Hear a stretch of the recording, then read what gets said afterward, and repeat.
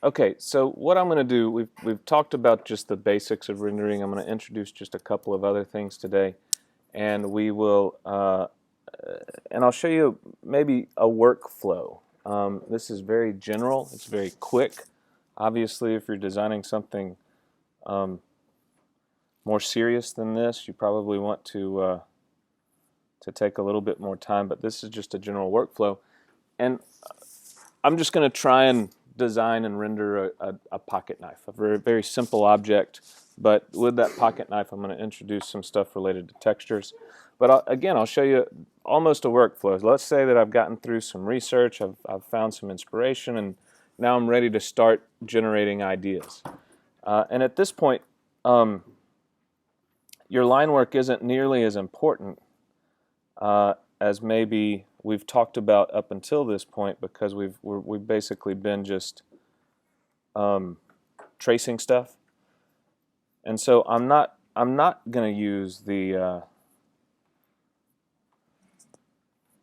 whole undo quite a bit, because this is almost doing some of that exploratory sketching just on the fly, and some of the advantages to utilizing and the layers and the digital sketching probably will come in handy.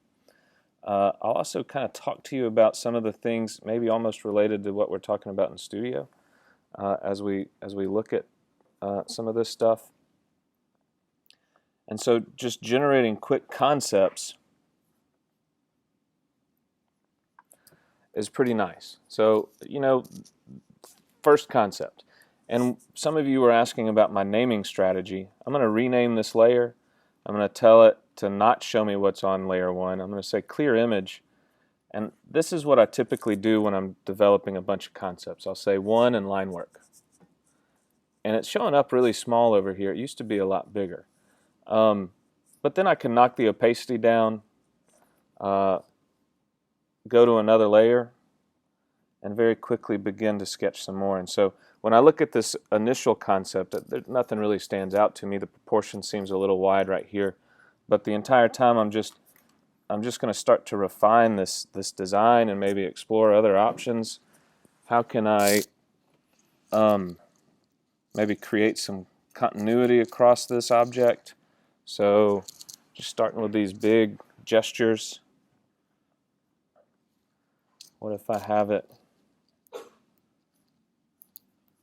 the handle come to here, maybe a shorter blade? And this is where all that stuff that we hopefully are getting through to you guys in studio, I'm going to look at how each of these gestures or these lines relate to one another. So if I've got an angle coming up right here, how does that relate to this angle back here? And if I'm going to maybe put a wooden inlay in here, do I look at mirroring those same angles, or do I just generate something completely different? What if maybe a larger radius right through there? When I look at this proportion, it's a little big. What if I want to add a little bit more of a detail in how the handle is held, maybe a little bit more comfortable? I'm going to hide that original line work and then come back to this one. And this is starting to feel maybe somewhat where I want it. Again, if I'm looking at how all these things relate to one another, I'm looking right in this area. And if I've got just a little step in my blade, well, can those two lines or those two details relate to one another? And so, this starts to feel pretty good. This is a little separator. Maybe I have another kind of metal piece that shows up down there. And let's put the hinge in. In my searches earlier today, I noticed just a couple of kind of cool details. One had to do with how that hinge was designed, and this hinge in particular was a lot larger, and it had a hollow center. And so how can I incorporate something like that into this? Still, I like that. I think this still feels a little bit wide along the blade, so I'm going to try and narrow that up again, but I'm going to still go with or try and be an offset of that large sweeping arc that I had earlier. So I'm going to bring that out.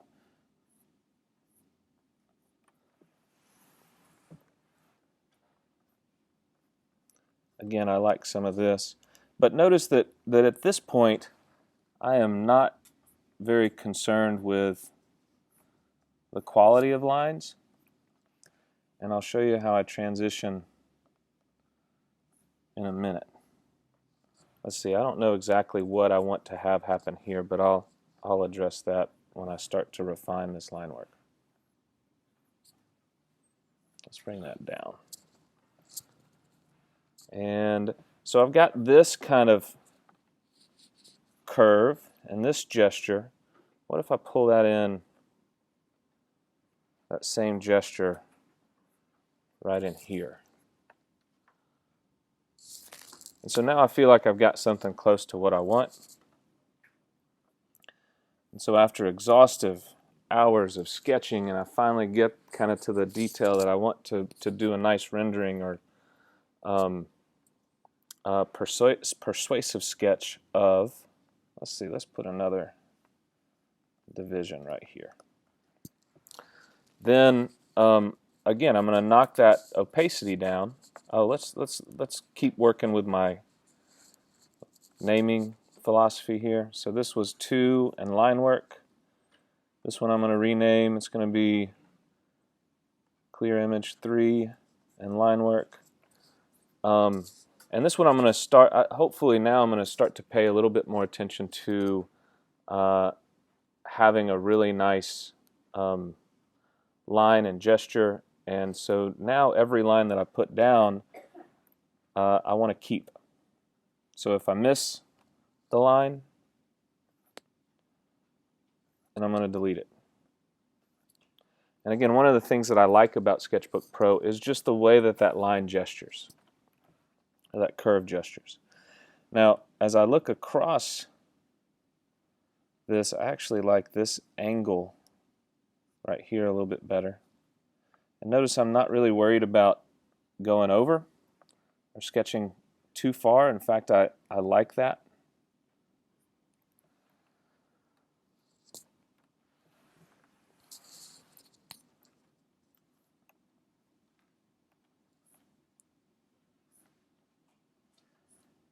Now, right here, I'm actually going to change. Well, no, I'm going to leave that just how it is.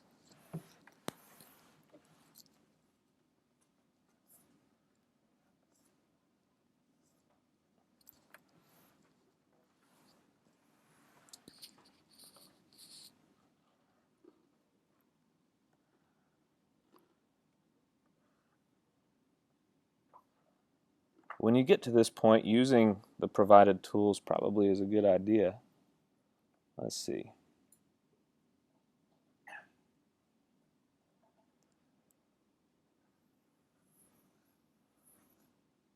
This is going to be my hinge. I'm going to have a little bit of a bezel around that hinge. This hollow detail. But I think I want to put in a little chamfer going to the inside. And so I'm also starting to think about what my line weight should be. If I can work that in right now, it's probably a good idea.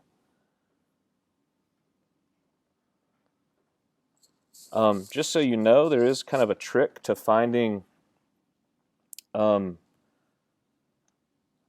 I want to put these little dimple details at 120 degrees from one another, there is kind of a trick to do this. I've created another layer just to measure this out. I can draw a line straight through the diameter of this object, and I can come down here and find the midpoint of this radius. And I can sketch that perpendicular to that original line. And where that intersects, I'm looking at the center of this circle. Where that intersects these circles should be about 120 degrees. It doesn't look quite there. This line should be just a little bit closer to the center. But if you don't quite understand what I'm saying, I'm basically looking at this, where that's intersecting that outside line. And so I'm going to put those little dimple details right along that line.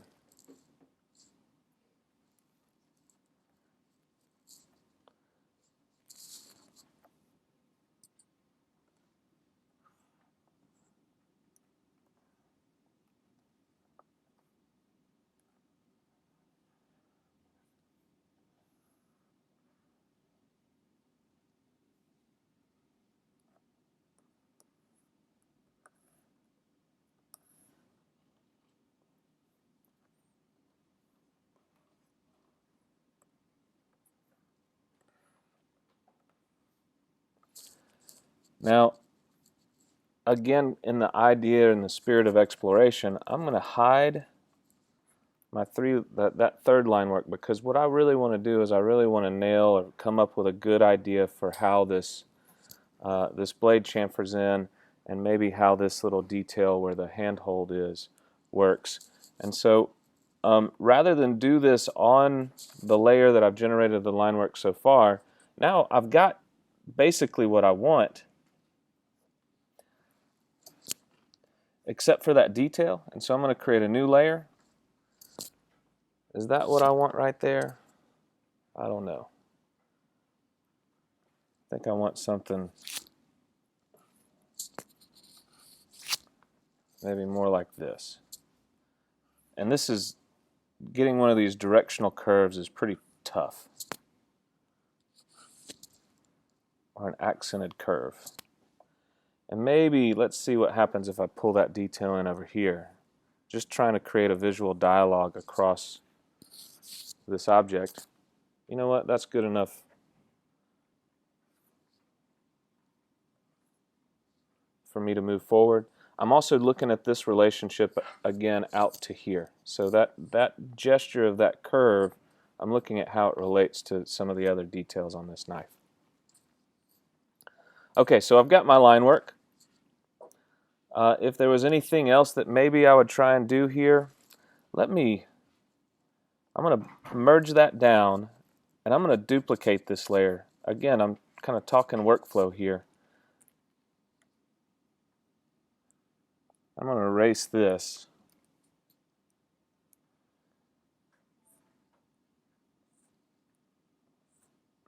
And put in kind of this scallop detail right through there.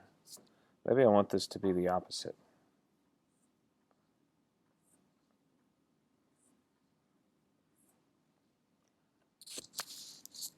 Let's see, do I prefer that or do I prefer this? I think I prefer the second one. So let's render this one. So now I'm going to change this. I've had a whole bunch, but I'm going to name the layer, star line work. So that's, and I know that basically everything below this begins to do my rendering. In fact, what I'm going to do, I'm going to go ahead and rename this as my first rendering layer and just put a little thing there. So even though this is all within one file, I have some development that will remain in the file, but my rendering is always going to be, for the most part, between where the squiggly is over here and where that star and that line work is. Okay, so now the difference with what we're going to do today, let me render this part first. This hollow hinge. So I'm just going to go over to a gray that I like. You know what, let's make it a dark gray. Go to my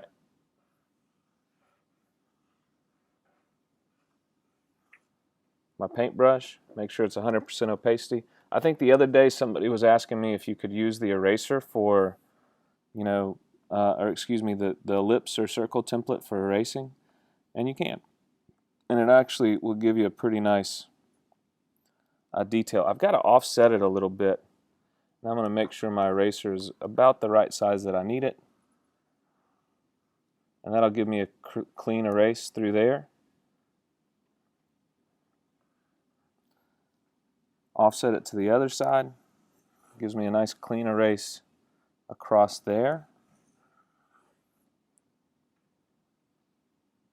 And I've missed a small spot in a couple of places. So there's my base color for that hinge. And at this point, hopefully you guys are starting to realize when you want to use the lock transparency and when you don't. Here I am going to use it. So I'm going to grab the airbrush. The size of this airbrush is, I'll go right there. Again, I typically assume a light source that is above and to the left of the object. So I'm going to throw a little bit of a shadow in there, throw a little bit of highlight on the top just to start to show what's happening through there. And then I'm going to go to another layer. The only difference that I actually have, that seems a little bit too light. I like that better. I'm going to knock the opacity down so that I can begin to render in these details. I'm going to go back to that same gray,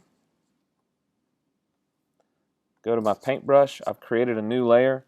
Here, I don't know, I think maybe if I turn this off I can use the fill.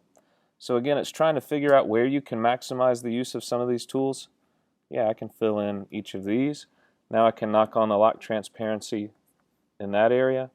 And with each of these I want to basically apply the exact opposite rendering technique that I did to the overall shape. So I'm going to make that airbrush pretty small, make this dark, put a little shadow on this side, and then go to white. And hopefully this will start to pop those little dimples out. If I turn this layer back on and bump the opacity back up, yeah, it's starting to look pretty good.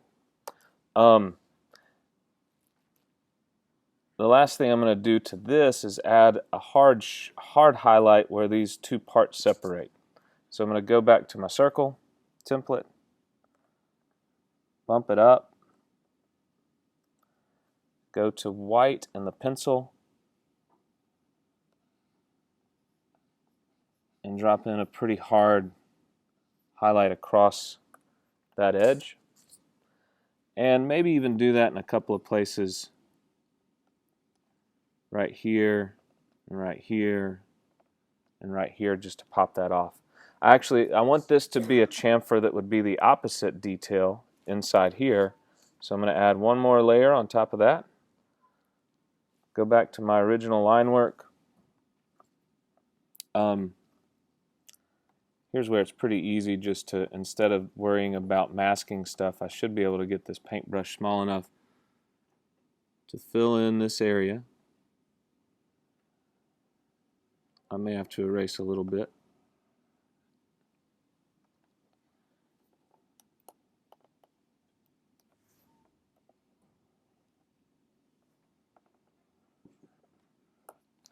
Turn on my lock transparency.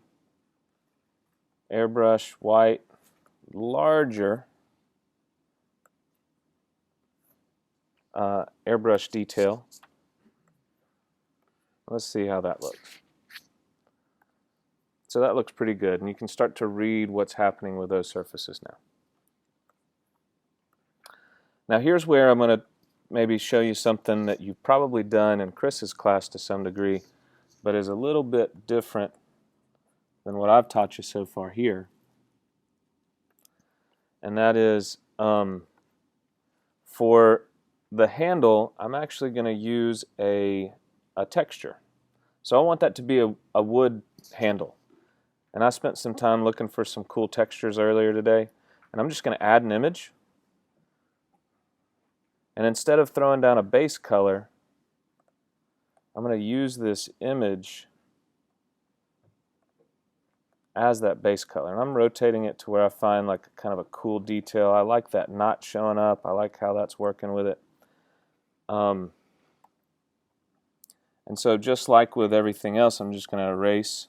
Again, big gestures typically are better. When you erase even, especially if you want to, at the end of the day, hide your line work and let the rendering stand on its own.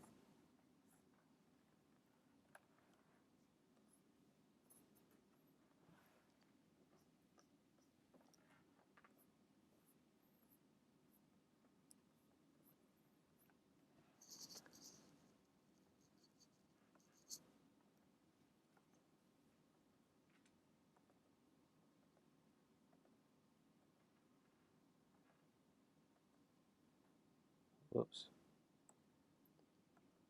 All I'm doing is selecting all this unwanted area, and I'll just, whoops,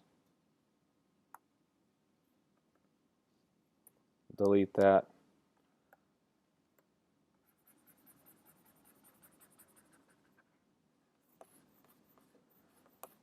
And ultimately, I'll just treat that just like I treated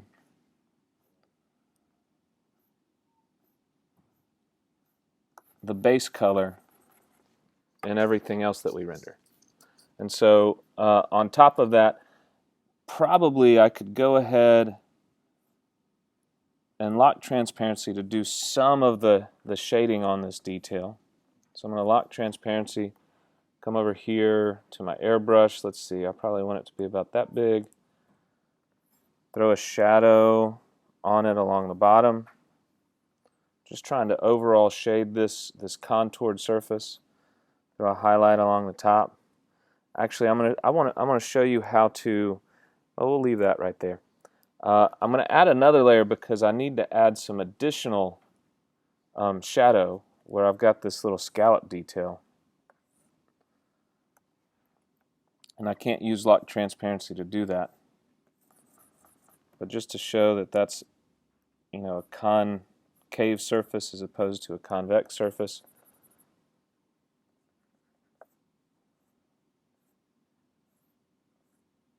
And you know what? I'm actually going to leave. I haven't rendered this surface right in here yet, but if I leave that in there, it probably will work pretty well. And then the other thing I want to show you is maybe how to put make this look like a glossy surface. So rather than a smooth highlight running across the top surface of this, I'm going to approach it just a little bit differently. And I'm going to go to white. I've added another layer, and I'm thinking about how this contour works across the surface, and instead of leaving it fading out, I'm actually going to grab my eraser and put like a hard edge along the surface.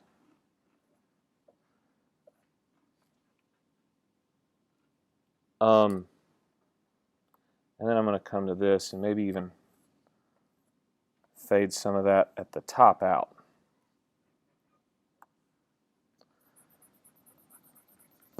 So the harsher that I make the details, the more glossy that surface looks. It looks like it's a little too bright right now, so I'm going to knock down the opacity just a little bit. And again, I'm going to leave that. I'm going to assume that I'm going to have the same surface out, or the same kind of gloss out in this area.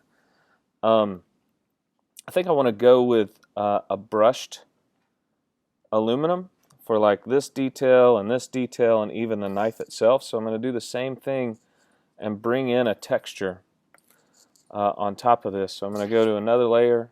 I've already found that texture, and I may use it in a couple of different ways, but it's just a brushed aluminum texture. I don't know exactly how I want to rotate this and what size I want. That feels pretty good. I'm also paying attention right now to, I may bring it in two sections because it seems a little bit too light right in here for what I want. Well, I don't know. And in fact, if I pull this down below some of these other textures, now, again, if you plan out how you utilize layers, you actually don't have to draw every layer every time, or erase every layer every time. So I don't have to erase this texture underneath where the handle is, right? I just need to, I can even keep pulling it down further and get it below that original. Whoops, that's the wrong one. I think that's right.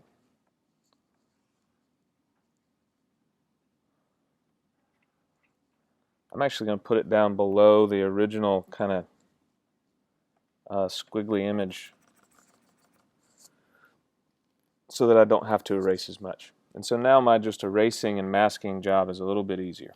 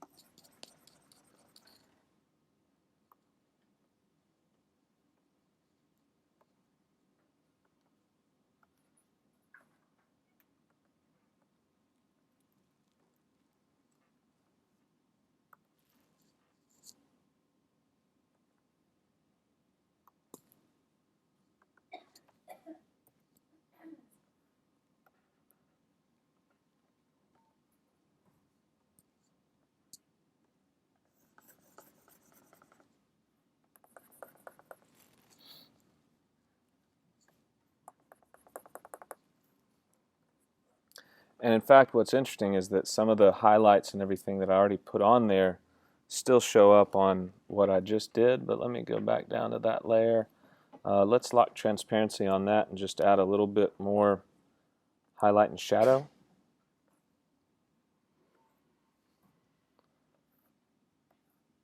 Across this whole thing.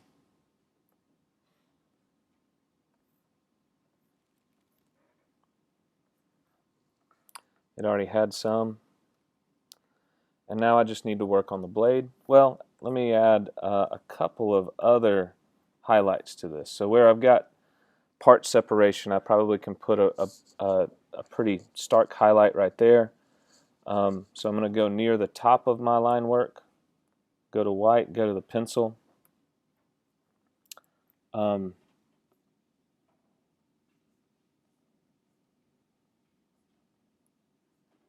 And put a highlight there. And let's put a highlight here, which we don't really see very well. I can also, throw some highlights out here on this edge.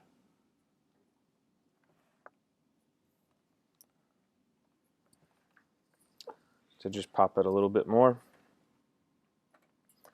And lastly, like I said, we just need to render the blade itself. So let me put I know that this would not be probably brushed, but just for the purpose of this exercise, let's keep that brushed aluminum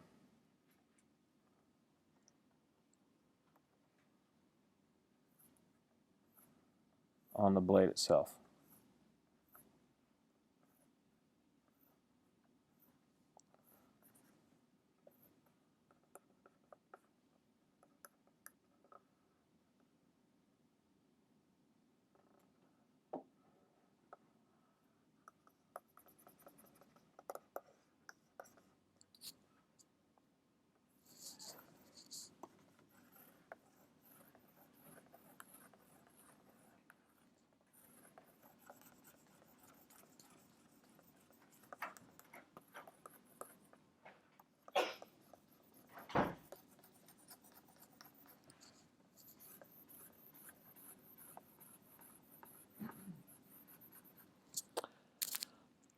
And the question is this a good candidate for doing lock transparency?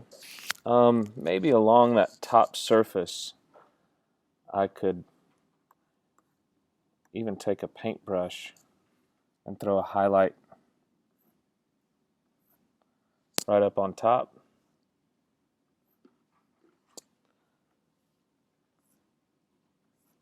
Kind of like that one that just fades out right there. And then add another layer. All this should be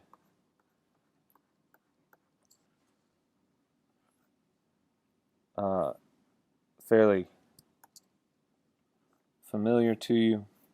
Just going to put a little convex shadow running across there.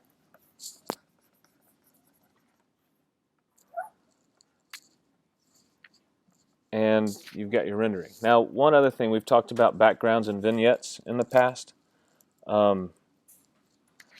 What I want to show on this is I want to show that this is hollow. So right now it's probably fairly apparent, but if I just grab this, whoops, if I grab this box and then throw a box that's running right through that, and this is also an illustration as to why you probably want to use a full opacity.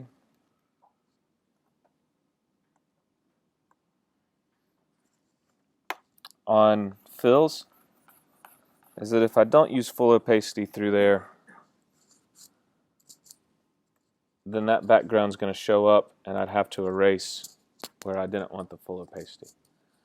And so just a couple of things to take away from this. Oh, in fact, you can see it right in here. I haven't gone back into this layer and made it fully opaque. The couple of things to take away from this are utilizing textures. Maybe the difference between a glossy surface and a not so glossy surface right in here is that you've got a quicker transition from your highlight to a non-highlighted surface, and this is just a very smooth transition, so it's more of a flat or semi-gloss surface. But basically, hopefully there's a few things that you can take away from that. Are there any questions?